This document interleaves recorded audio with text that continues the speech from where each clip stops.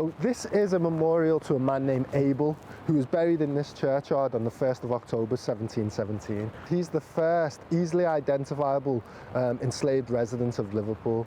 As part of his history tour, Lawrence focuses on how Liverpool's slave merchants put much of their money into building and running churches.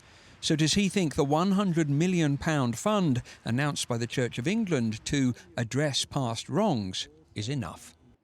Well, I don't think £100 million. I think that's a drop in the ocean in comparison to what the church gained from its involvement and complicity in the transatlantic slave trade. But for me, the importance isn't the figure.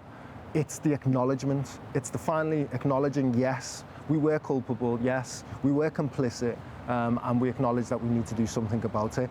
Part of the origin of today's multi-billion-pound Church of England investment fund has been traced to the 18th century Queen Anne's bounty, which put money into a company trafficking enslaved people. There's no getting away from our past. Our history is really quite horrific. So now the church has apologised and is releasing £100 million to help communities still affected by that history.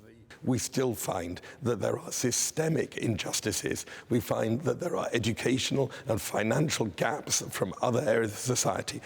We need to address the causes of that injustice, the causes of systemic inequality, and if that fund can do anything towards that, then it will be money well spent. It will not be justice for those who suffered in the 18th century, but it will be a recognition that the consequences are still felt today. So after other key moments, like the removal of statues linked to slavery, this is seen as a step in the right direction, but with many left to go. These things don't come about just through osmosis. Do you know what I mean? There is work on the ground that is putting pressure on institutions, be they universities or churches or financial institutions. And that's why these institutions are having to make these moves now.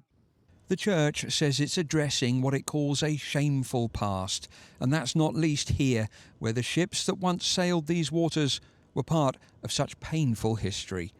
Peter Lane, 5 News, Liverpool.